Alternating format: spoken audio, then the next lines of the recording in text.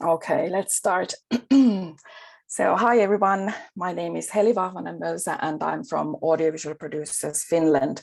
I'd like to welcome you all on behalf of APFI, Business Tampere and Business Oulu to our sixth XYZ Masterclass.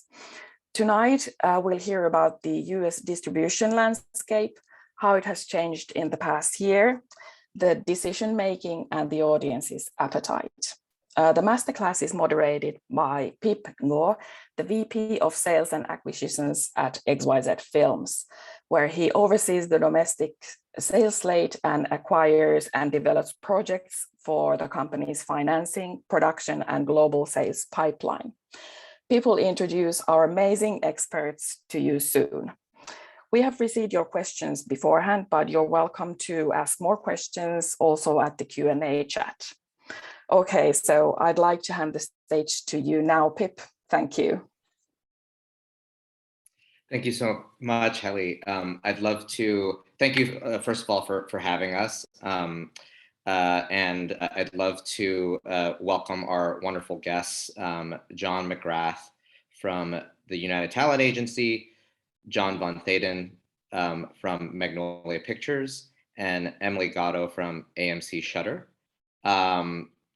Thank you all for taking the time to join us today. It's really appreciated, and I know your expertise will be of great value to everyone attending. So I'd love to, maybe we can just start with very brief introductions, and if you want to talk about your role, your specific role at your company, and we'll start from there and we can dive into questions. So JVT, why don't we start with you? Sure. Hi, I'm John. I'm the head of acquisitions for Magnolia Pictures and Magnet Releasing, which is our genre label. I've been there about 10 years now, and my job is to essentially buy all the product for our distribution apparatus. We don't often produce. We don't develop screenplays. Our job is to get people in to see the movie, whether it be theaters, VOD, DVD still down the line. We have our own home entertainment company, which I also work for, as well as an international sales division, which takes movies to Berlin and Cannes. And just like Pip and everybody else, we have our own international sales division, which works on fewer movies a year, but the distribution company does about 25 or so every year across all genres. Thanks, John. Emily, why don't we go to you? Sure. Hi, everyone. I'm Emily Gatto. I'm the VP of Global Acquisitions and Co-Productions at Shudder. So responsible for bringing in all of the premium content across film and a couple of TV shows for the service, as well as the strategy for the sub-distribution of that content across the home entertainment rights. We deal solely in horror, as you well know, and we'll distribute anywhere between 50 to 55 films per year, highlighting one new film per week, as well as a treasure trove of library content alongside it. We take a curatorial approach and are very filmmaker driven in terms of the type of genre that we bring. Shudder's always looking for definitive, fresh, exciting, authentic, and terrifying horror that'll delight and surprise our viewers across the global spectrum of what's on offer, both majority English language and also foreign language. My day-to-day is kind of running what we'll do in terms of acquisition. So work a lot with Pip and the rest of the team at XYZ, as well as then also shepherding some of the worldwide deals that we'll do through its pre-production, production, post-production, and international sales windows of anything that we do from a co-production, full financing point of view.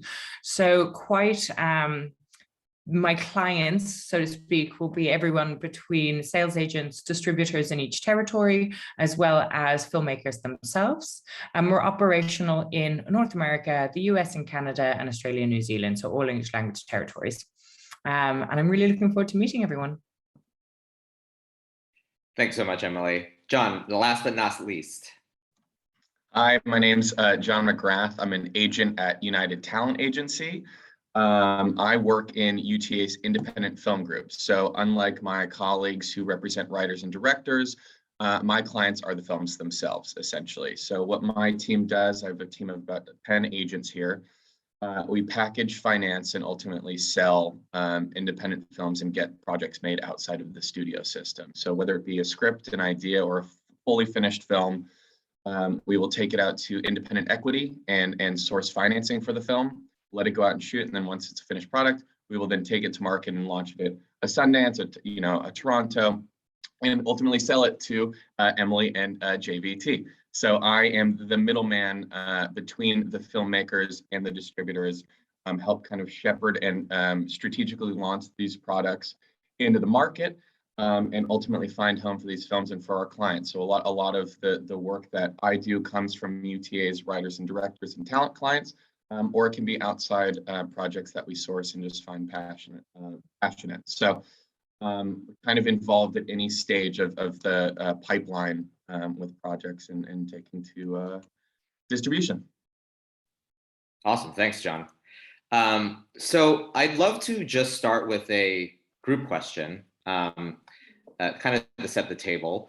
So we obviously in the feature film, the indie film distribution world, we've lived for the better part of a decade, I would say, in a state of constant change. And I'm just curious, from your individual perspectives, what are the biggest changes that you felt evolved just in this past year? You know, obviously the world itself has changed a lot. I'm curious how not only COVID, but the rise of I would say the rise of other streaming services around the core of Netflix and Amazon, how that has affected your outlook, the competitiveness of acquiring projects, and the competitiveness of marketing films to audiences.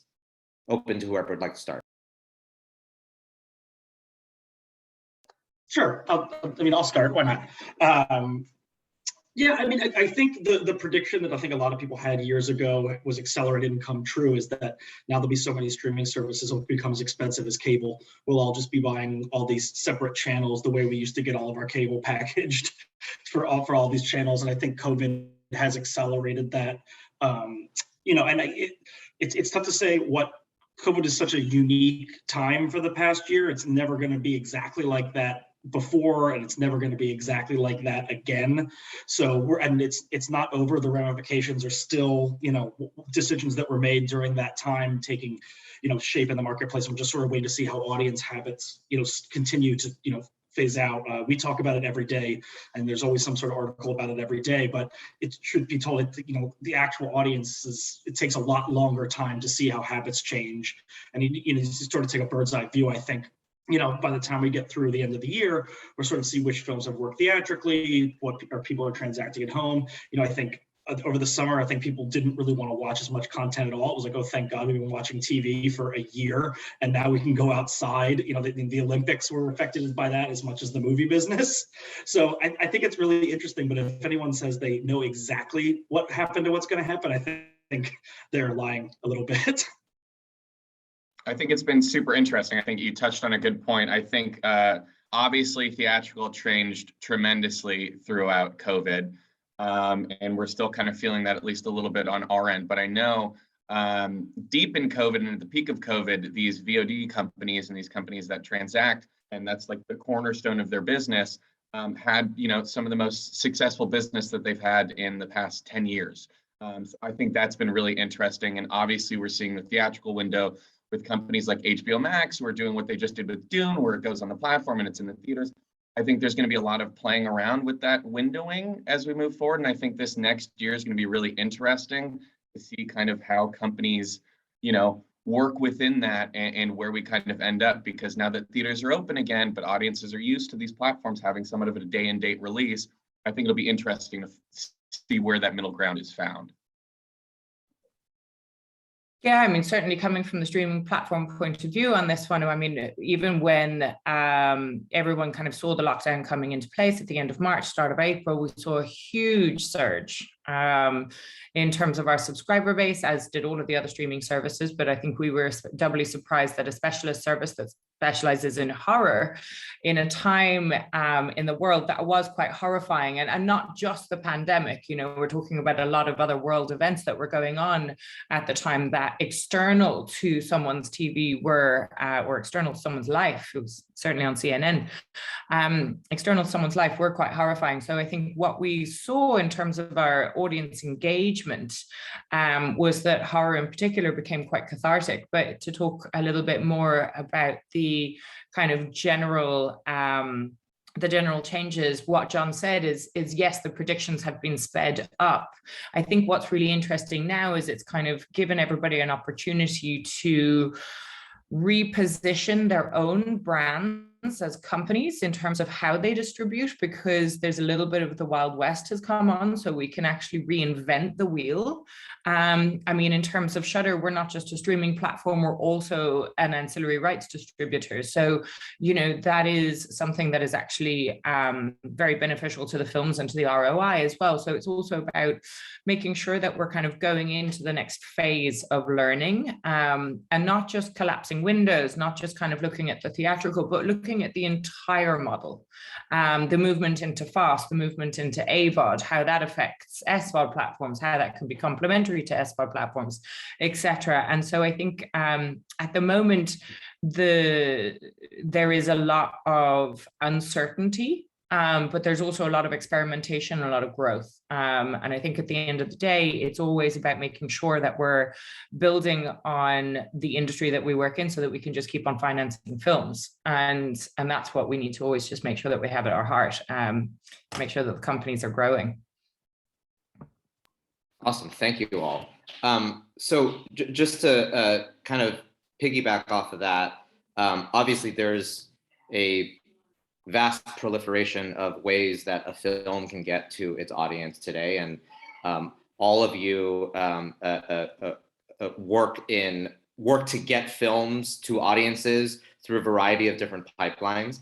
And so I'm just curious, from your individual perspectives, how do you determine you know, what film makes most sense for a certain window? You know, how do you determine if this film makes most sense for transactional, or this film makes most sense to try to build a streaming audience off of, or this film makes most sense in the theaters? I'd love to get a sense of that from you all. Sure. Well, Magnolia started experimenting with day-and-date releases, meaning transactional VOD and theatrical on the same day, way back in 2008. Before the pandemic, we were doing a lot more traditional releases because that was what was working for most movies. But then obviously with the pandemic, we had to go back into our old bag of tricks, and it became, you know, what window works best and where's the audience?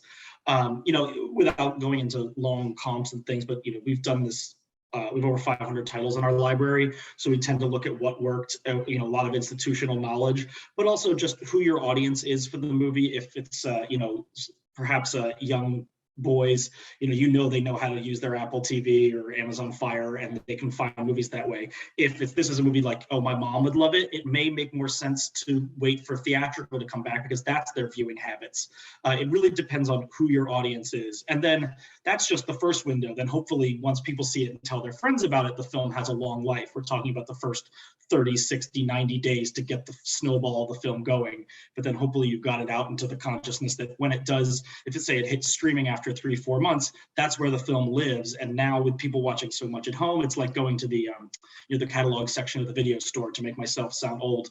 You never know what dinner party you're at where someone says, oh, I just, did you ever see this? I loved it. And now things are so readily available at our fingertips. If you're, the distributors doing their job, things can have a long life. I think you hit the nail on the head there. It's a combination of institutional knowledge and really just kind of a sense that you gather from these different platforms and, from theatrical as a whole, in terms of what type of content lives there, what type of subscriber base they have. That has a huge bearing on it. And I think, especially now, theatrical films, it's pretty obvious when a film kind of comes down through our pipeline and ends up on our slate, which ones are going to be theatrical and which ones aren't, just given on, the size of the film, the cast level, and the type of story that's being told. Some stories are much better suited, some documentaries are much better suited for the platforms because of the wide viewership base. And, you know, ultimately for a lot of these filmmakers, you know, we are working with these filmmakers as their representation and their agents within the company. Sometimes it's, you know, their concern is about recouping and making the money back. But a lot of times it's, we want to get viewership and we want as many eyes on this, on my first feature film. So that makes a big impact in our decision making, where it's, you know, maybe we're taking a little bit less money, but these filmmakers want eyes on it and want to be able to point to a platform.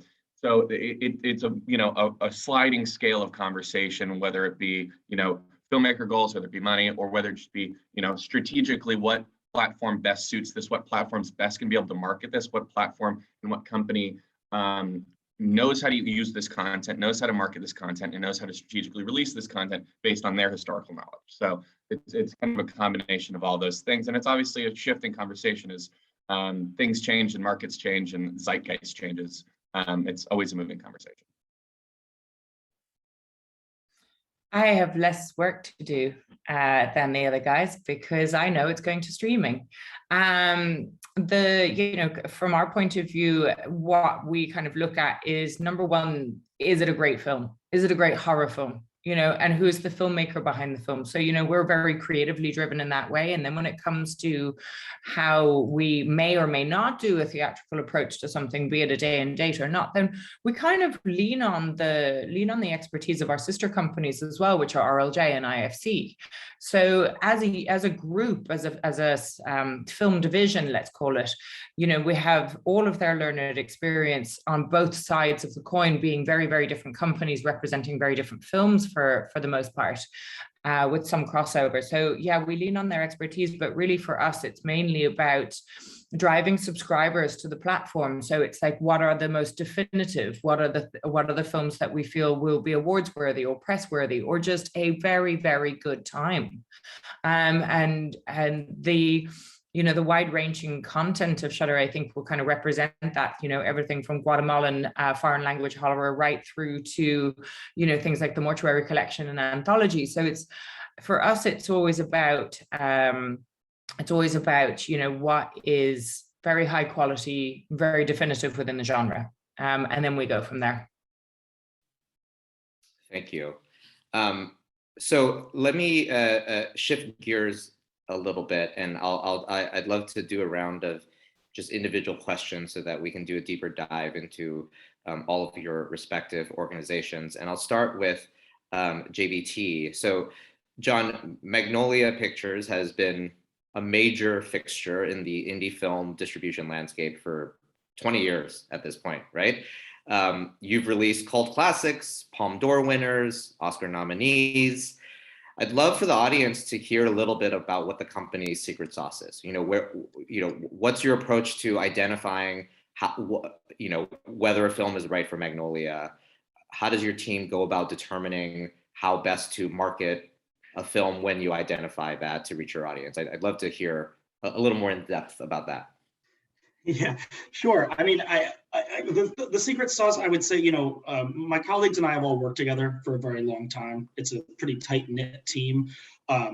You know, I'd like to say that there's some sort of company secret algorithm that we hit, but no, it's not. It's a lot of intuition, and, you know, keeping, for our company in particular, we have such a wide swath of what we could do. We don't say, okay, this year, you know, last year this kind of movie was working, now we need X, Y, and sorry, to use X, Y, and Z, no pun intended, but really just keeping our eyes open, because, you know, we might produce 1 or 2 movies every couple of years, but we really are at the mercy of the marketplace. And so we want to look at films that when we see them, we know, okay, we know how to access this audience. And, you know, we really do, we've done 1 kids film, but that's really the only thing that is not sort of on our plate, because it's just a completely different audience we're trying to get, and, you know, with P&A. But truth be told, it's really just, as my boss would say, we're opportunistic. Sometimes we like to zig when other people zag. You know, we have something unique in the marketplace, however you're asking people to watch it, is, you know, even more important now, because there's just so many different kinds of movies that if something's just like, okay, that's a fine movie and it's just like this other one, well, that can be hard for the marketing and publicity department to say, why would you pick this one tonight? There's so many options. So we're trying to look for something, and even if it's a small niche, but if there's one little niche that's like, this is going to be for them, we'll try to build it out from there. So we're looking for anything that sort of will get some traction. And of course, independent film not having the budgets for, you know, Marvel style bus ads and Super Bowl commercials, looking for things that journalists will write about. What's the angle? Is it a new director? Is it a great new actress? Does this, you know, have a fresh take on an old topic? Because if you can see that, oh, the journalists will want to write about it, then that helps us get audiences to write about it, because that's the cheapest way to get attention when you're, like I said, not buying bus ads. I really like that you said the word niche, because I feel like, you know, obviously we live in a landscape where audiences are increasingly fragmented, and they, you know, if you know what you like, you know exactly where to go to get it. And so I'm just curious, and this is sort of a tangential question, when you say niche, and when you look at things that are niche, how do you decide whether this niche is big enough to warrant going after versus this niche being too niche? Yeah, I mean, that's a gut check. It also depends on, you know, what we have on our slate at a current time. Do we, you know, if it's a really small film, do we have enough manpower with what other films that we're releasing to really work it up to that level? As my boss has been saying since I started working for him, we're in the business of cobbling together niches. So it's, if you can say that this one group is definitely for it, is there a Venn diagram to other groups that we can look at? And, you know, some might say, you know, this will obviously get written about in the film section of the New York Times, but maybe there's a business angle. Maybe, you know, this film might appeal to, you know, people in the finance world, because, you know, whatever it may be, trying to, you know, our job is to be creative in that way, where the filmmaker's job is to be creative making the movie. We're supposed to be creatively thinking about who it might be appealing to, and not just, you know, assuming, okay, this is for these people and then that'll be fine. We want to make it as big as possible. That all makes sense.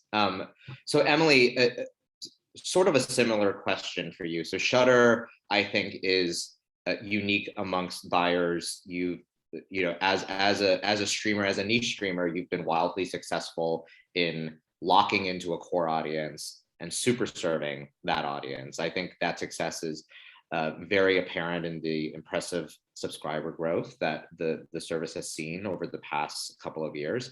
And obviously, when you look at the horror landscape, you know, there's Blumhouse horror, there's Screen Gems horror. There are many different flavors of horror out there, and I think Shudder has been very special in that it's really, planted a flag in terms of its particular brand of horror. And so I'd love to hear from your perspective, you know, how that brand developed. How do you today, when you look at a film, identify whether, you know, this film is right for that brand, and you know, how much of a dialogue is there with your audience, checking in to constantly tweak or make sure the brand stays relevant with your core? Yeah, absolutely. There's a lot of checking in with the audience, because we do allow for commentary on the service as well. So that actually, when we see our user base engaging or not engaging with something, but sometimes we choose films to come onto the service knowing that they are going to be maybe less commercially driven and more creatively driven, because the actual brand identity of Shudder is about representing the length and breadth of horror. It's not about particularly focusing in on a niche. And actually the word we used is specialist rather than niche, because in our opinion, niche can be a little bit isolating, and specialist is about really focusing in and making sure that when consumers and when an audience comes to the service, they know that we've already vetted the content. You know, they know that they aren't going to have to scroll through thousands of titles to find something that they'll like, because the curatorial approach to the brand is about representing fresh and original voices, exciting, scary, fun, thought-provoking, horrifying. It really is all of those emotions. At the end of the day, Shudder aspires to be as dark as heart as possible, but that can mean a lot of things to a lot of different people. And when it comes to the brand identity, we just like to think of ourselves as the home of horror. And in terms of Blumhouse, they're very much so that commercially driven horror. They're the kind of independent studio kind of side. And then you've also got likes of Neon and A24, which are more elevated in their horror. And I've sometimes said jokingly that, I think I would like to consider Shudder kind of the love child between A24 and Blumhouse, with foreign language content kind of coming to the fore as well. So, the representation of that filmmaking expertise, maybe we can kind of throw the Criterion Collection in there as a little bit of a comp as well, but that would be high praise indeed for myself and the Shudder team. But in terms of the way that we see films, there are the more satisfying commercial kind of Saturday night in, get your popcorn movies. And then there's the films like La Llorona, where we did the Oscars campaign, the Golden Globes, the film won a Peabody, the director is going on to do amazing things. We got to, partner with the Ford Foundation, with Oxfam Global to talk about genocide in Guatemala, to talk about human rights. There's a lot of reasons we do films. And some of them are about the narrative of the power of horror, not just the film itself. And also when we program films, we do have seasonality. We have, creepy kids on Mother's Day. We have Halloween, of course, coming into the weekend. It's the biggest week of the year for us. We also have, autumnal feeling movies in autumn and stuff you want to watch by the fire at Christmas. We have expansive daytime horror like The Beach House in the summertime. So there's a lot of thought that goes into the programming and how the film feels in the sectionalities of the year. Amazing. Yeah, I mean, for myself, I love this, this idea of the love child between this elevated A24 feel and the commerciality feel, and I do feel that one of the added dimensions you bring is that your willingness to, and it might be the fact that your subscription service, that you have the ability to take risks, but your willingness to incorporate foreign language horror into that mix and expose English speaking audiences to the best of the genre from around the world. That's a very unique dimension. I also feel that makes the brand stand out. So it's just been such a pleasure to see all the success that you've had. So John McGrath, as part of UTA, you represent one of Hollywood's biggest talent agencies, and you have a unique perspective on the industry because you pay attention to both what creators want to create as well as what buyers want to buy. And I'm curious to hear about the process of managing that. How do you, as sort of this nexus point, create connections and educate, in both directions, when you're talking to filmmakers who want to make something, or you're talking to buyers who are looking for something, how do you as an agent in that group manage to figure out the different connections that can make films a reality? Yeah, I would say, and this is one of the things that kind of drew me to UTA in the first place, and I think it's proven to be extremely successful in this fact. It all comes down to the collaboration between my counterparts internally and externally, along with our clients. It's always a moving conversation. Obviously, all of the agents in our group have their own tastes and their own type of projects that they're drawn to, and material that they respond to, as do our other colleagues in talent and in the MP Lit group that represents writers and directors. And obviously, so do our buyers. So it's a lot of collaboration between that. But I think it all really kind of comes down to the core of the storytelling. So even if something necessarily isn't in line with, material that I would normally on my own time go out and consume and be part of the market for. I think being within the agency and being surrounded by such talented clients, you really are able to see, if a story really brings a fresh new voice to some material, or a filmmaker that has a completely new perspective and is just as I said, a new voice within that space. I think that's what really resonates, and it's those stories that people really connect with. So even if you're not necessarily a genre fan, or maybe you love rom-coms, but you get a genre piece of material, I think at the core of it, it all comes down to the storytelling. So in terms of marrying my clients up with distributors, certainly not all the points connect, and certainly there are some missed leads here and there. And it is a lot of open communication. And sometimes we do need to tell our clients that, maybe there's a project that is just their child and they love it, but it's not the type of material that's responding in the marketplace, or maybe the budget's too high for what we know we can finance it for, just given the story and the materials. It is a lot of just blatant honesty and collaboration. And look, we will always go to the ends of the earth to try and get our clients' projects made. That's why we're here. That's my job.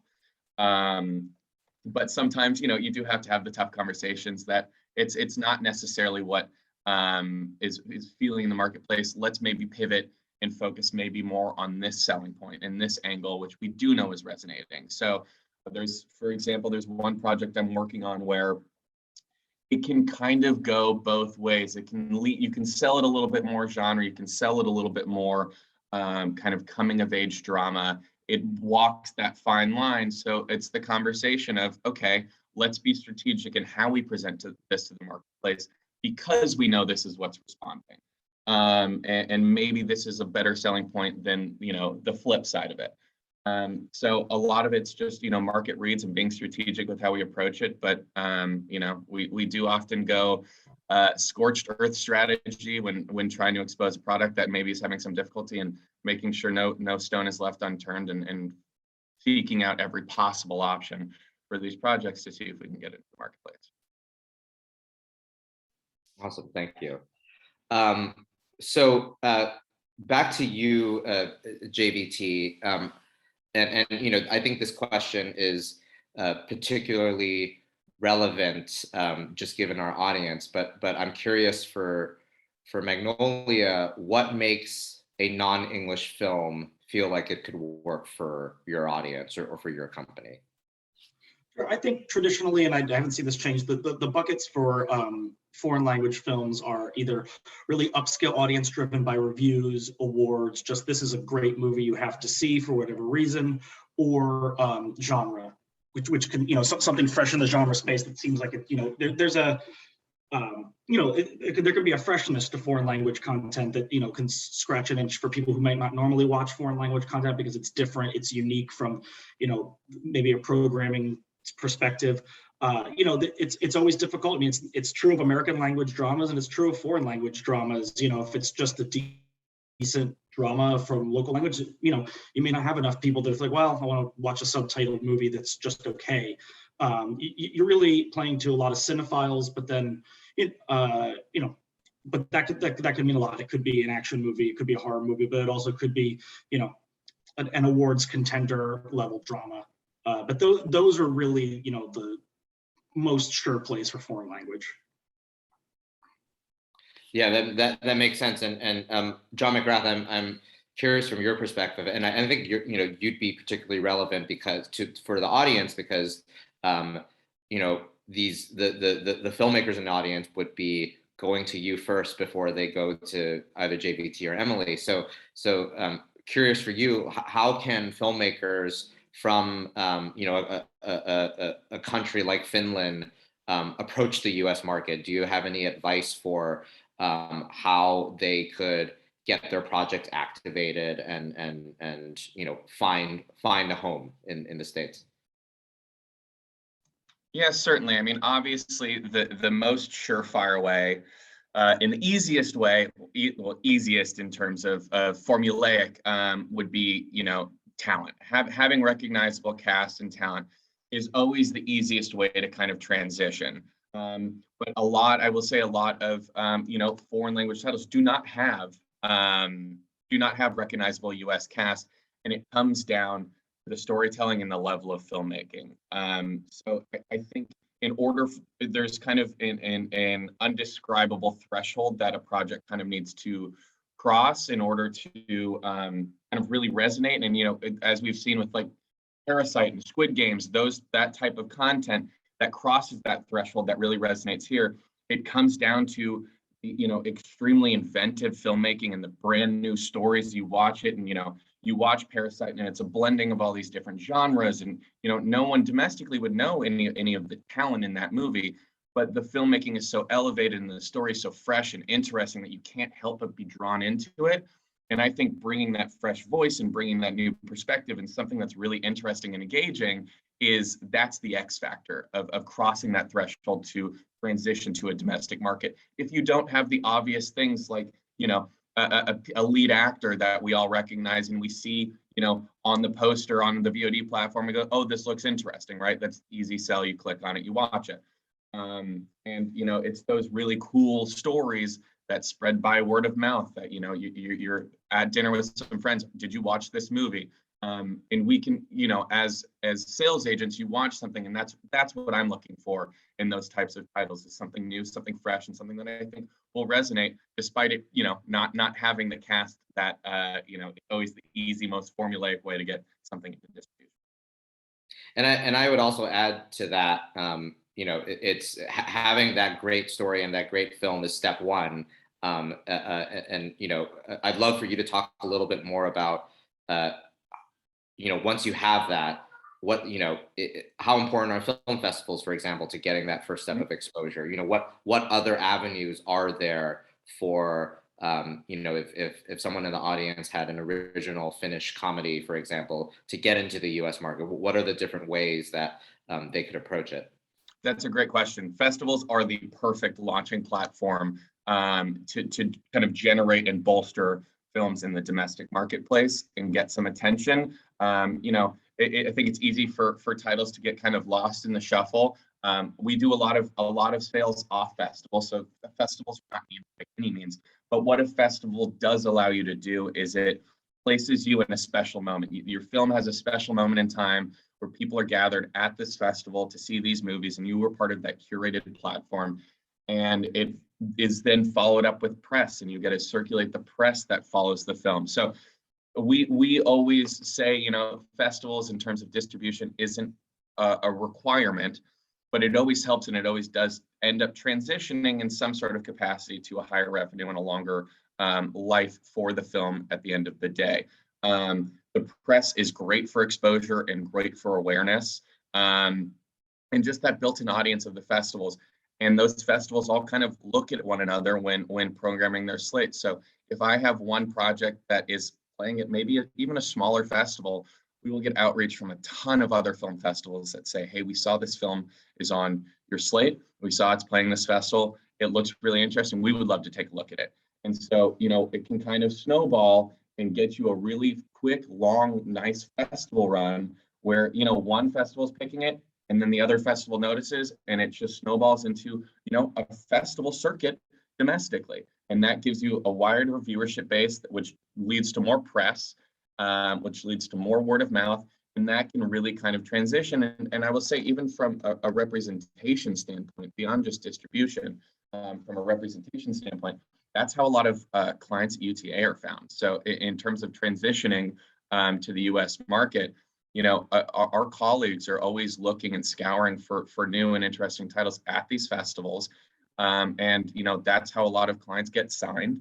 And I think, JVT and Emily can chime in on this as well, but in terms of distribution, getting that exposure and having that moment and having that press, exposes you to a lot more distributors and opens you up to a lot more options when it comes to distribution. Whereas without that launching platform, it might be harder to be seen. That's not to say I've never taken a title from, a foreign language title from a foreign country without a festival and taken it to market and had success with it. We definitely do it all the time. But there's something certainly to be said about the festival circuit that we consider extremely valuable and a great opportunity for those films to get a wider exposure. So just to stay on topic for a second, Emily, we touched on this a little bit earlier, and in that Shudder is kind of unique amongst the horror brands in the US in that you are way more inviting of foreign language genre films than the other horror distributors might be. And I'm just curious, was that a conscious effort from the beginning to differentiate yourselves? Is there a certain risk analysis that because you're a streaming service, you can take those shots a little bit more? And also, when you do see a foreign language horror film, obviously you see a lot of them aren't going to be right for Shudder. What makes one right for the English speaking world in your mind? Sometimes it's just because they're terrifying. So, like one film that we recently distributed called The Medium, great caliber of filmmakers involved, but also it is terrifying. The language, I think in genre film or in horror film in particular, we're quite privileged that the language barrier is somewhat disintegrated because of the fear factor. And because of the genre itself. So unlike maybe something that would be more of a French drama or, a Czech period movie, where finding that audience is niche and it is quite difficult. But for horror, it's horror first, language second. And that's really what helps us. So is it scary as all hell? Is the filmmaking of caliber? And really at the end of the day, we have brought foreign language horror to the service, but we are limited as well. We're limited to about, 10 to 15% at the top end, because ultimately it is really hard to distribute foreign language to an American audience or to an English speaking audience in general. So we do find that certain languages or certain territories, output from some certain territories does tend to perform maybe better than others. So, anything coming out of Indonesia, Korea, out of the Asian territories in general can be very, very popular because it has previous iteration in the marketplace. So like Satan's Slaves, The Medium, we've seen the major success of Parasite, or I would call that a horror film.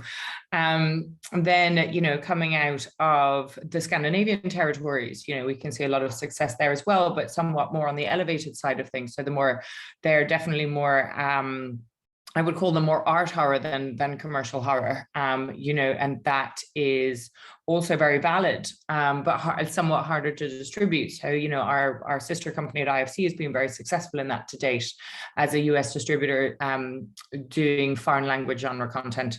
And then coming out of Spanish language territories as well. And I think that's also bear in mind that it might be English speaking territories, but there is an audience there because, the United States is a melting pot for culture and creed. And, there is the Latinx market, there is the Asian market within the territory that is so large that we would be very reticent to forget that we want to super serve them as well as English speaking audiences within the territory. So it's kind of a combination between quality of filmmaking, quality within the genre, but also making sure that we're not isolating our audiences and that we are super serving. I'm working with great filmmakers, guys, at the end of the day. Yeah. No, that all makes perfect sense. I think what you say about horror first and language second is very resonant and very unique to this particular genre. And I would just add that, we talk about what works and what angles and blah, blah, blah. But when you've got a good movie, all of that wisdom goes out the window. If you've just got a good movie, then you're using that as the comp later. It's really, it's not an exact science. It really is that simple, right? At the end of the day, if there's a good film, no matter the genre, no matter the language, if it satisfies your audience, they tell their friends, and you got it. So switching gears into another genre, JVT Magnolia has I would say, a fairly robust documentary business. You've released really incredible, powerful ones like RBG, Brink, Divide and Conquer. I'd love to hear from your perspective. Obviously, it seems like we're in the middle of a doc renaissance, probably driven a lot by the streaming services. But I'd love to hear, a little bit about your view of the doc landscape right now. What do you see working in the marketplace? What kind of documentaries do you see working in general, and what particular kind of documentaries really make it right for Magnolia? Sure. I mean, for when we do documentaries, there's been an explosion. This is not recent, with technology becoming more, easier to make, and as well as, documentaries not really being culturally seen as like, boring thing on PBS. Now people, think of documentary as a cinematic experience. So for us, it's really something that you would need to leave your house. This is true, not just documentaries, but of narrative films too, is like to say, do the kind of movie where if you showed up to a dinner party tomorrow and you hadn't seen it, you'd be left out of the conversation. Something that would lead you to go see it immediately. And that's what we're looking for. There's a lot of wonderful documentaries that may have been on TV in the past that are now streamer documentaries, and they, like for example, a Talking Heads documentary on a fairly relevant political subject that may be more suited to home viewing. But then there could be something like RBG where people want to get out into a theater and commune and do that thing together. And it's, is the way horror has a lot of different genres within it. I think documentary has different flavors within that of, whether it's a communal experience where everyone's going to get joy or anger, or there's a call to action at the end that happens in that room, or it's a topic you might be interested in and it's a perfectly fine movie, but it's better suited to a small screen. And again, that's not an exact science. That's kind of what we're thinking when we see documentaries.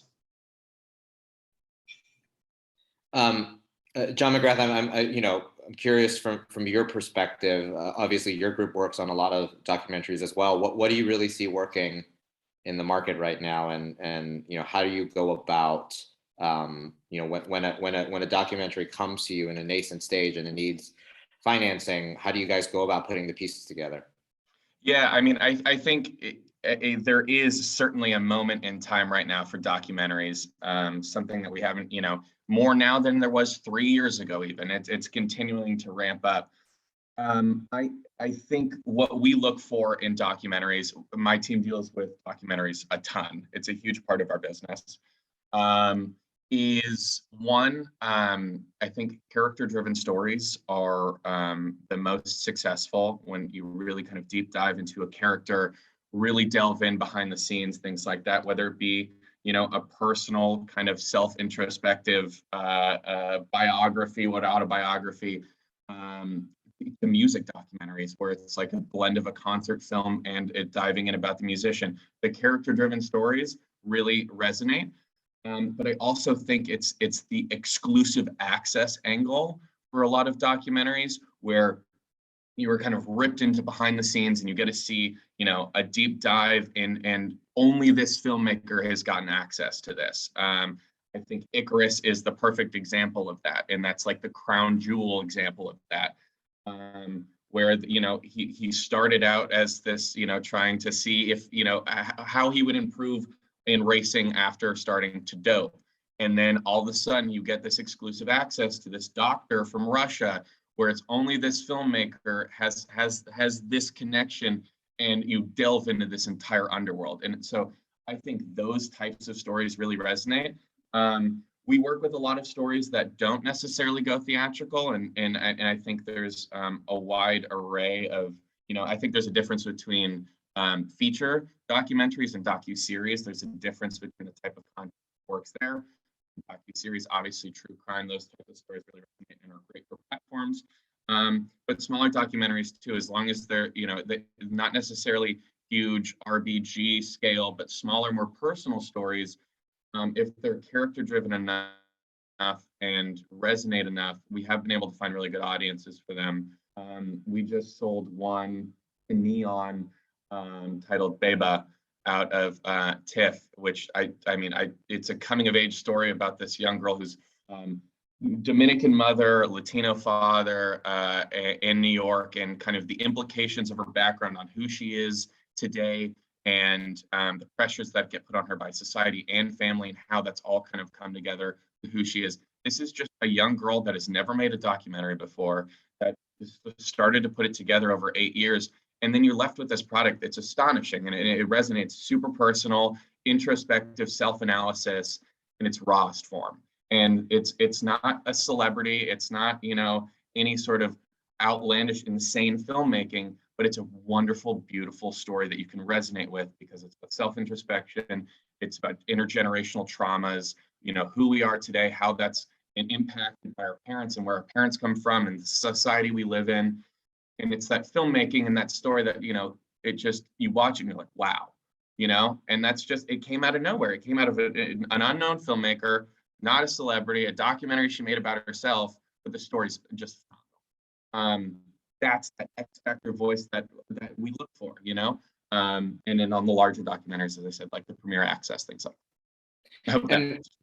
So would you, no, that was really fantastic. Thank you. And just kind of following up on that, would you say Bebe was, in terms of how it came together, is that sort of an outlier? You know, like I'd love to get at, the question that I'd love to get at is, if you don't have something, a documentary that is massive IP that you can pre-sell to a streamer, are most successful documentaries, are they kind of self-generated and put together through the blood, sweat, and tears of the filmmakers, or is there an actual like independent financing, like equity landscape for, you know, documentary filmmakers to tap into in the US? I'd love for you to touch on that.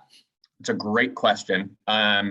I think that it's frustrating because there are some stories that are so phenomenal, but the financing landscape and the financing path for documentaries is extremely different than it is for narrative stories. Narrative stories, you can be a bit more formulaic with how you put it together. The genre, the cast, the filmmaker, the producer, you know, it's not formulaic, but you can kind of get a sense and estimate value, put foreign estimates and get it against it, figure out and back into a number for your budget. There are financiers for documentaries. There are many less financiers for documentaries. And they're pretty difficult to tap into, and they tend to be for the larger product, or, you know, kind of a story that you're like, okay, this makes sense. I would say Beba is an outlier in terms of its filmmaking, but not an outlier in terms of where it came from. A lot of the documentaries that we see from first-time filmmakers, a lot of them are self-generated, and a lot of them come from grants and different kind of paths to financing than, you know, outright equity or wealthy individuals that are, you know, inputting money in kind of an institutional financing way. They tend to be more self-generated just because companies want to see the documentary before they engage, which is tough. You know, they could say this story sounds amazing, it sounds like you really have something here, but we want to see it because it is so execution dependent. It really is. So I would say grants and you know, wealthy individuals are always helpful, but a lot of them are self-generated. And I think Beba was really able to show that you don't need a ton of equity and a ton of, you know, fancy filmmaking equipment to make a wonderful film. It was something she just kind of put together. She did not spend a ton of money on it. She just did it with her own cameras and just kind of did it herself. And it works. It worked. She didn't need, you know, $3 million to go make this film.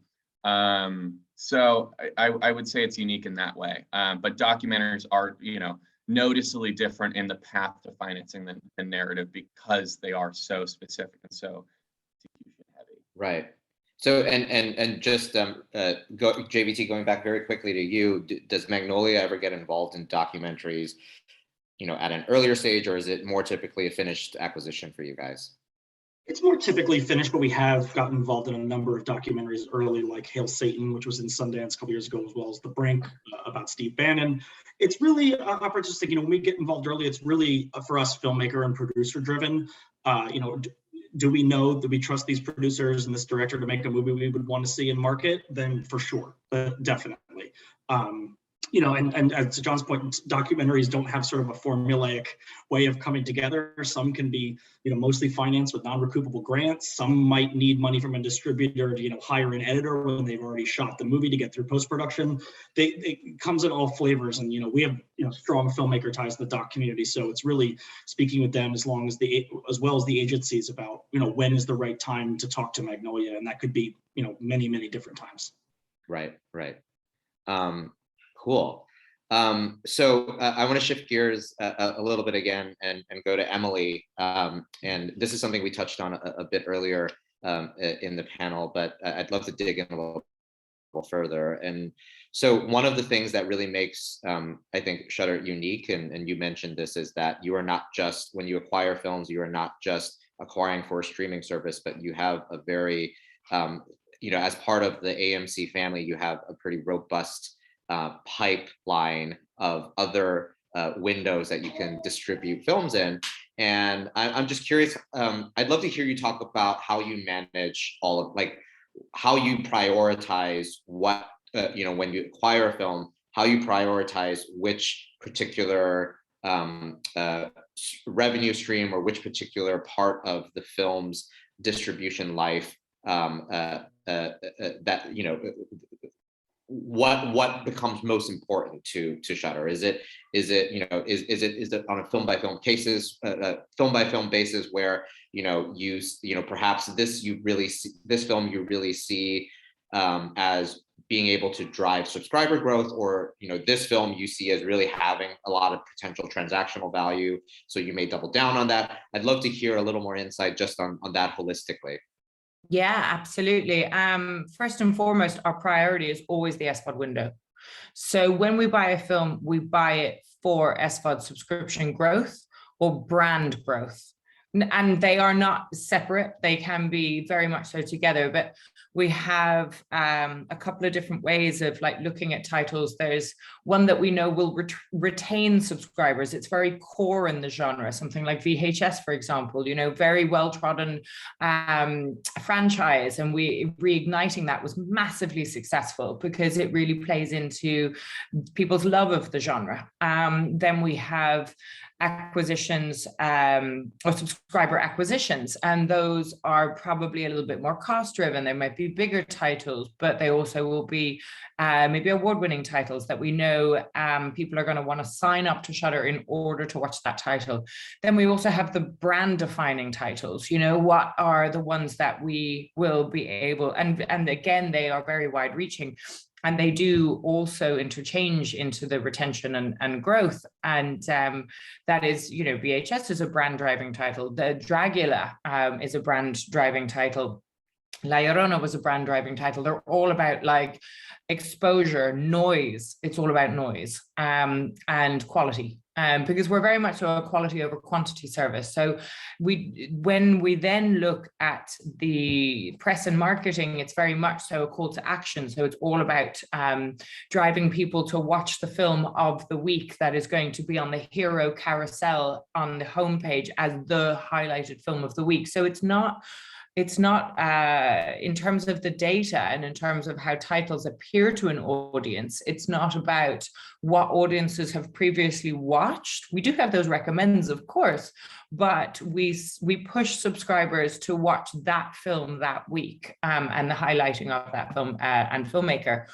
And then when it comes to the home entertainment distribution windows, that we put all of our titles through home entertainment. There isn't one that we don't. So that's kind of an output deal that we have with RLJ in North America. And then by extension in the UK and Australia and New Zealand, there is Acorn, which is RLJ International. So what we then lean on is, from a windowing point of view, the film is exclusive to Shudder for anywhere between 90 to 120 days, give or take.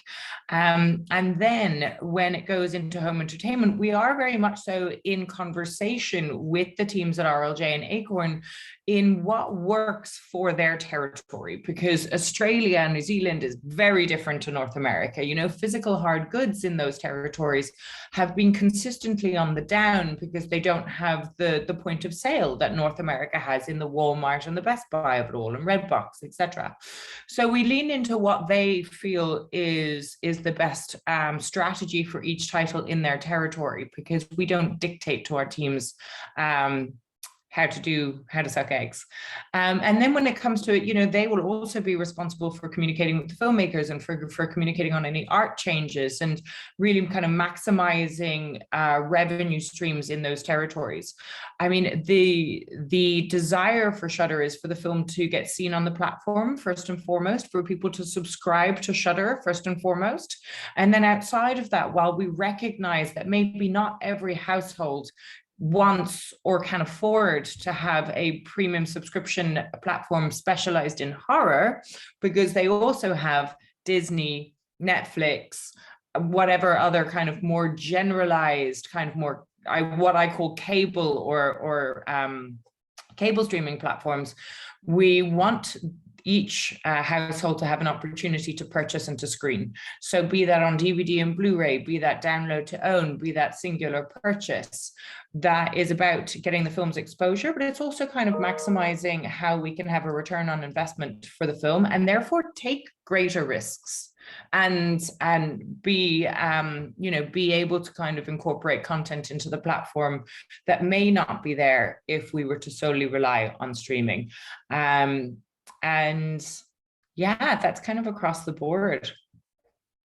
That's really helpful to hear. And I love that you touched on like the different consumption habits from, you know, between US and, you know, European and Australian audiences. And obviously like, and I don't know to the extent that you can discuss this, but I'm sure some people in the audience are curious, you know, what are Shudder's potential expansion plans as a streaming service into, you know, beyond the English speaking world? I mean, if I told you, I'd have to kill you. But no, I mean, listen, I think like every streaming platform, you know, and AMC in general, because we also have AMC Plus as an offering, as well as some of the other specialist platforms, you know, while I can't discuss specifics and expansion, you know, there's always a desire to grow. And I think that's, you know, talked about and planned for a lot. Right. Well, cool. So we have a couple minutes left before just the short Q&A session begins, and so I have a couple of questions I'd love to end on, and this is actually a question that that was submitted before that I thought was a very interesting one to tackle, and this is really for the group. So when we talk about political third rails in especially with like US or North American politics, you know, Me Too, MAGA, Black Lives Matter, when you encounter films that touch on those topics, you know, what makes, you know, for you guys, particularly on the buyer side, do you find yourself gravitating towards movies that are controversial in that sense, or is it more, you know, you would rather stick to entertainment that doesn't necessarily, you know, touch those third rails? That's actually a little bit of a tough question, because there's not really a basic answer. You know, it's sometimes even less about the controversy than do people get enough of that at home on the news? And that is a very market-driven thing. I mean, you could see during the pandemic, and there's there's a lot of you know, people saying, "Oh, I want my film out before the election. It's about the presidential candidate." But the truth is that you're inundated with that on television and the news, and you may not want to pay or extra money or decide that's how you're going to spend your 2 hours with a feature film at night. And then, you know, but then again, some of our biggest successes have been documentaries that touch upon that. And that's, you know, again, like I said before, if it's a call to action and you want to be in a communal setting, and, you know, when you come out of the movie with your friends and new friends you might have even met there, and, you know, galvanize around an issue, that can also be, you know, really, really powerful, both, you know, a society and as a distributor of movies. So it's a really tough thing to say. I think films like that do better. Well, I have examples that prove every little thing. You kind of never know with that whether people are going to engage. Controversy can be good.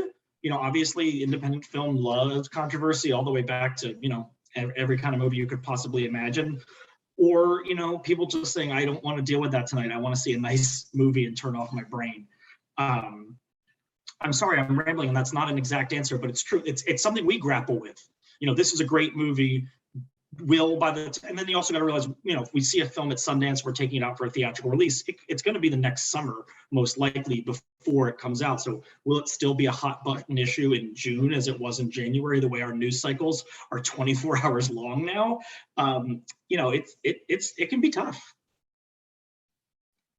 I can kind of just touch on that a bit. I think you're right. I think it's very difficult, at least at UTA, we tend to try and stay away from some of the more political films, political documentaries, because they can be so difficult, and because the relevance of it is very short-lived, because it's of current events. Icarus, which I touched on, was super successful. Brian's follow-up documentary, The Distant, which was about the Saudi crown prince, equally is just mind-blowing and revealing, very difficult. It was a difficult one to find distribution for. And was that difficult? I mean, that was a very curious particular case. And was that difficult because there wasn't a belief that there'd be an audience for it, or were there political pressures that may have held distributors back from engaging in an aggressive way? Yeah, I don't know how much I should get into it just for my job's sake, but I think that certainly plays into it for sure, because of the different investments that companies have, and the political pressure was definitely tricky. So I mean, and then you look at films like Knock Down the House, which was just a phenomenal film. I had a similar one about John Ossoff that was kind of just in line with his new political race, and it just didn't resonate. It's hard to pick which one's going to do well and which ones are going to stick. Enough so that if it's too political and it doesn't go to the level of Knock Down the House, we try and generally stay away from it, because there's just too many X factors typically that are involved. Right, that all makes sense. So I'm curious to know from all of you what lessons you may have picked up during this, during the COVID period of distribution that you think will outlast the pandemic itself. Like what are there permanent changes to audience habits that you've seen that you think, or are there changes to audience habits that you think will be permanent or semi-permanent, 5 years from now, that originated from this particular time period?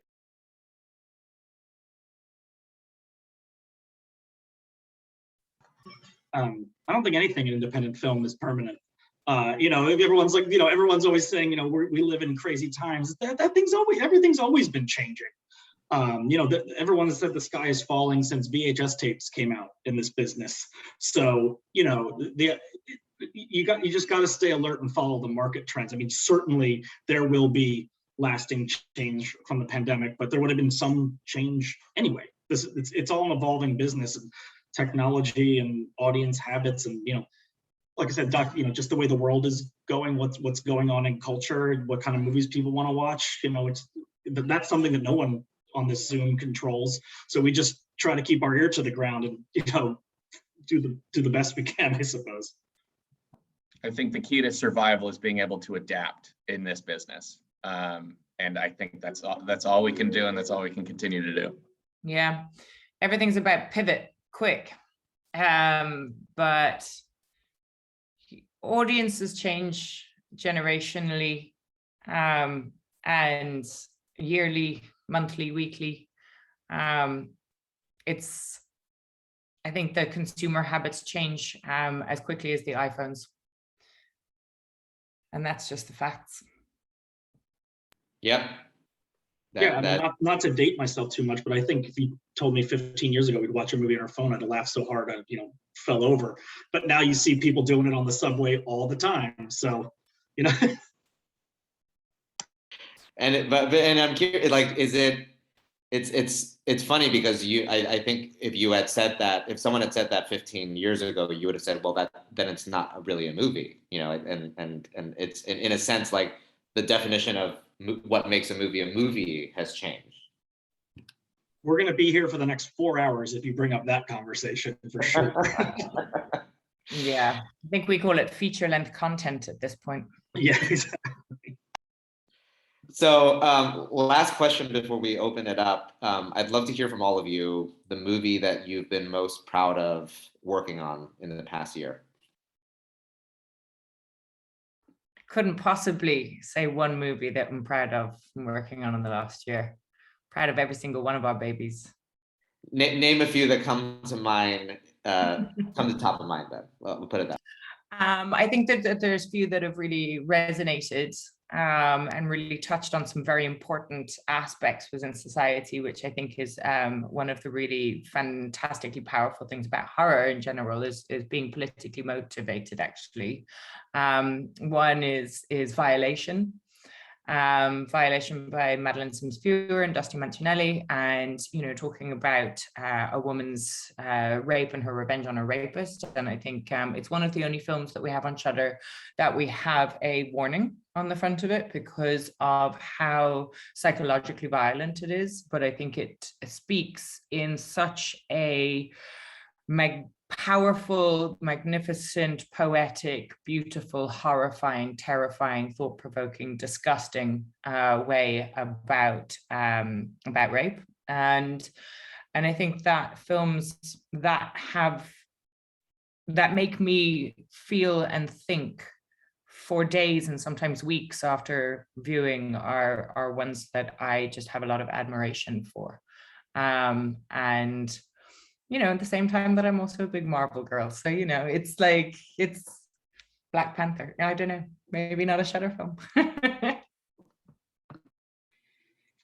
Yeah, I'm just thinking across maybe a good cross section of how different kinds of films. And we had a film that was in Sundance right before the pandemic that, we ended up having to go during the pandemic called Some Kind of Heaven, which is a documentary on a really, really beautiful character-based, uniquely made documentary about retirement community, but really just a snapshot of a couple of people that live there, which is sort of like a window into another world, but also really human. I also personally loved a film we did, a Danish film called Riders of Justice, which I imagine a lot of people on here have heard of, which it's Mads Mikkelsen holding a gun, but it's also so uniquely funny and strange and unique that I think it's both satisfying and new. And then also a film we did called Swan Song with Udo Kier, which really was sort of a classic independent drama of a character actor getting to spread his wings and also show something about a past of a community that I think a lot of people. I've been in theatrical screenings where a lot of people were very emotional about seeing that, and people older than me, and I feel like I got a glimpse into the world, and it's also just a funny, good movie. So, a doc, a foreign language, and a drama / comedy. I mean, don't pick and choose here. That's a good movie's a good movie. Awesome. John, how about you?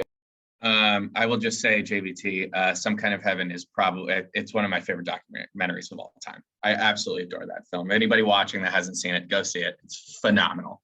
There are two that come to mind. I would say the first one is this documentary titled Changing the Game that we were involved with. I think it was like a 2-year process for us, from maybe a year and a half from taking it to market to when we ultimately sold it. It was a documentary about transgender high school athletes across the country.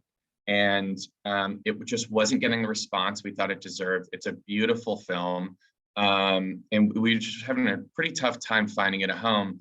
And the reason I'm proud of this and the reason I point to it is because it kind of shows the dedication and the commitment that my team and how seriously my team takes these films in terms of shepherding it along as long as it might take, so we can have a film for a couple of weeks at a film festival and immediately sell it.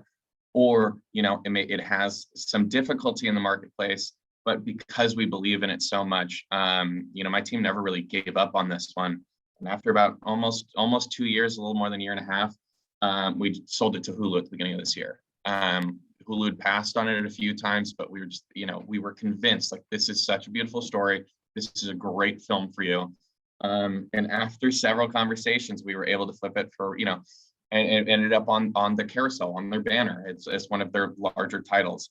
And that's a really fun one too. I'm sure everyone in the audience wants to know how you managed to change a no to a yes in that situation over the course of many. Yeah, I mean, look, a lot of what we do is timing. So it might not be that it's not material that they respond to creatively. Perhaps they just don't have any room on their slate, or they're kind of waffling on it because they don't necessarily know how to market it or where it would fit. So a lot of it is kind of massaging that and helping kind of put our heads together and strategizing with them, putting together, potential marketing materials like a teaser, like this is how, it could be presented in a trailer, things like that, and really just kind of staying on top of what their slate looks like and what the availabilities are, and keeping an open line of communication, really just persistence. It was just us regularly checking in, talking with them. The film kept going to more festivals, kept getting more press that we kept putting in front of them, saying like, look, people are really responding to this, yada, yada, yada. It was really just perseverance through and through, and really being strategic and creative in how we can potentially help, them present this to an audience, and proving that it's something that would fit on the platform that audiences were really responding to. So that's kind of how we did that one. But there's no surefire way. You could bang your head against the wall all you want with some companies, with some films, and you're never gonna never gonna flip that no to a yes. But sometimes you can kind of feel that there's something more there. They say no, but you can feel that there's a little bit more movement. And it's just that just comes with the experience of knowing the marketplace and knowing the buyers and where to lean and where not to. And then another one is just a film I love because I'm a bit of a sci-fi geek. It's this film with Brooklyn Prince that Wyatt Rockefeller made, his debut, about colonists on Mars. And it was just a project we had since its inception that was really cool. And it's very rare that you get such an elevated sci-fi on an indie budget, and it's not all often that we get to play with films like that. That was I just really enjoyed that movie. So. Awesome. Thanks for sharing that. Helia, is it time at this point to open it up to a Q&A? How would you like to do that? Yeah, sure, absolutely. There is actually there are two questions in the chat box. There can you see them? Yep. So yeah, let me start with the first one. Yeah. So this is the first question from the audience. So speaking as a comedy filmmaker, what kind of criteria would all of you need to see before getting involved with a Finnish originated comedy production? And I'm sure, Emily, this may not be as relevant for you just because of the genre, but I'm curious for John McGrath and JBT.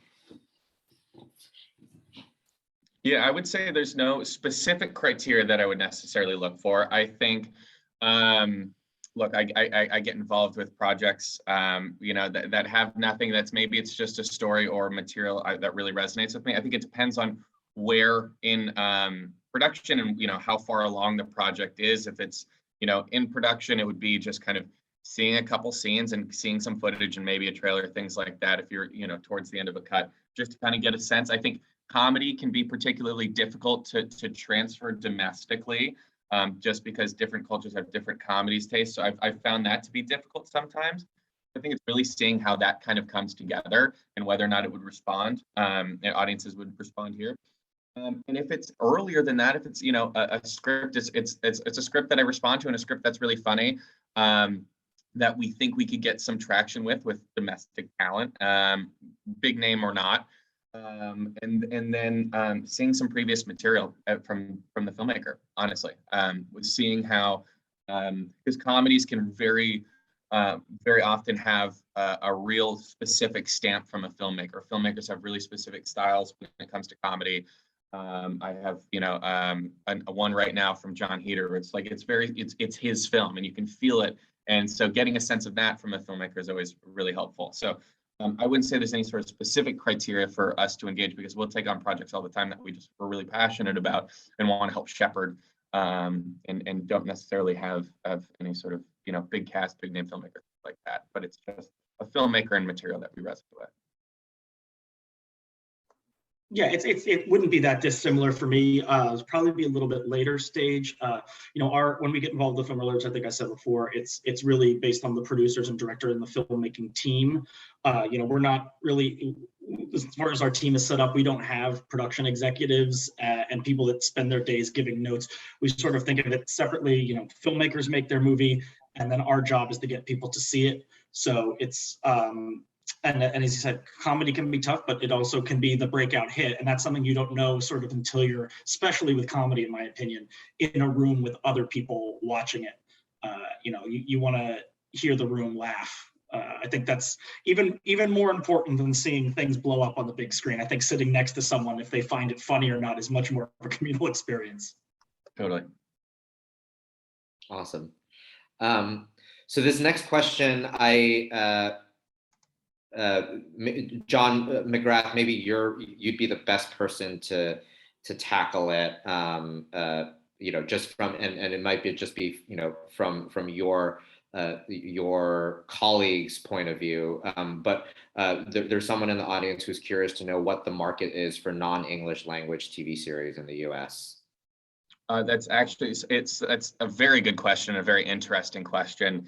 UTA has an end of year kind of wrap up where we all put our heads together, see where the market's at, see where it's going, make predictions, things like that. And what we spoke about most recently was this change in the landscape for non-English TV. I think just by looking at Netflix and what's on the carousel at Netflix and a lot of these shows that pop up,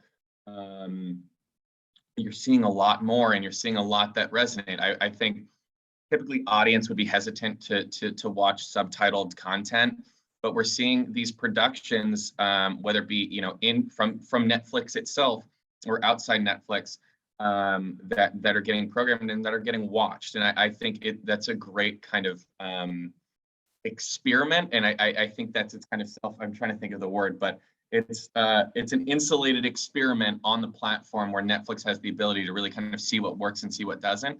And you're seeing these projects get traction. I'm trying to remember what the one that I was watching the other, just like White Snake or something like that. But it's, the story's good and it's getting traction. You start watching, you get sucked in.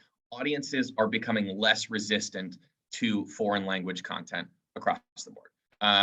The fact that my parents, I often view my parents as kind of the barometer of what's sticking for a wide audience, because they have no relation to this industry whatsoever. So if something reaches them, it means something to me. But when my parents are asking me about a foreign language show that they're starting to watch on one of these platforms, it's like, okay, we've crossed that threshold where baby boomers are now watching subtitled content. It's like we've crossed some path there, and I think that's a huge indicator. So yes, there is appetite. I still think it's got to be specific. It's got to be good. I don't know if the appetite's growing. I don't think we're there yet. But it's certainly enough that people are taking notice and people are starting to get more involved with it on the domestic side, even at U.S. talent agencies, because we see the business there and we do see the market shifting that way, and it opens us up to a lot more stories, which is really ultimately very interesting for us. Yeah, Emily, I know Shudder does foreign language films, but Shudder does English language TV series. Is there ever a world in Shudder's future where you're also doing foreign language horror series? We did do foreign language horror series in terms of acquisitions, and they did not at the time perform as well as we'd hoped. I think they were probably smaller. I think that when you are going into foreign language horror TV, you kind of do need something that will help the programs cross over for an audience, rather than being something smaller. It kind of needs to be bigger, like a Marianne, for example, like Netflix. And And it is harder to market because you're asking someone to not sign up for 90 minutes or anywhere between 80 and 90 minutes. You're asking someone to sign up for a serialized repeat week on week per week character investigation in a foreign language on TV. So or in TV. So it is crossing over, it is changing a lot. But it does need to be a little, it has to work harder. Like it does have to work harder. Yeah. Is there any other questions from the audience? I don't see anyone asking or raising hands. Is there any in the audience, anyone who is brave enough to ask a question straight from the experts? Typical Finnish silence here. Well, we have only 3 minutes left, so I think this is, if there isn't any more questions, we can probably, oh, there's someone raising a hand.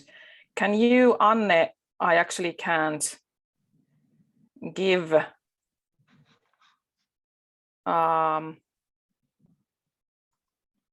is Anne, can she hear me? Oh, there. Yes, I can. And now it was Johanna that. Hello. Yeah, Johanna, go ahead. Yes. Sorry to crash the last 3 minutes. I was just wondering if I can ask about what would be like an appealing Finnish product for you. At the moment, we were talking about some difficulties in financing documentary films, but also the indie scene in terms of financing is changing. But what would be appealing Finnish product? Would it still be Nordic noir, or what about Finnish horror? Any last ideas? I mean, sure, Finnish horror would be fantastic, but then also, like Ali Maki or things that go to Cannes, not to give them all the power in the world, but, things that step up to the international marketplace. I think, just really because you're asking people to watch something unique, something that's, not just trying to copy what we get English language all the time. It's got to have a unique flavor, I think, is, because if it's just, a copy of an American horror movie, well, we got plenty of those in English. Your audience is probably not something, unique to folklore, location, point of view, I think, for sure. Sure. Yeah, I was just thinking about the Swedish new cult film, Let the Right One In. We don't have anything like that in Finland yet. I mean, there hasn't been our company did Let the Right One In, and that was quite a while ago. So these things don't come along every day. Sure. Thank you. Thanks.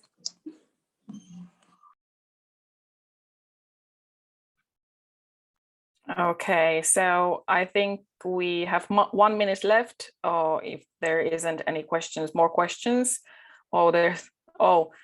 Someone is thanking you, and I'm actually thanking you as well. Thank you so much for your time and your expertise. It has been really interesting, and hope you will receive a lot of projects to you from Finland as well.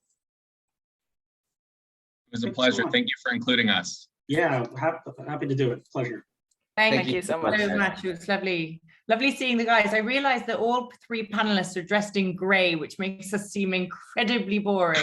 Yeah, well, everyone thinks the movie business is so exciting, and we're here to down our gray jumpers. Yeah, but you're dressed as the Finnish weather is right now, so it's There it is. suitable for the theme. As well. Yeah.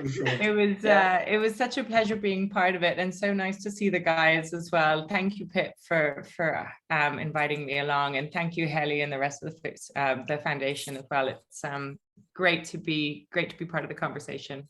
Thank you. Thank you all. Thanks all. Thank you. Bye. Bye-bye. Bye.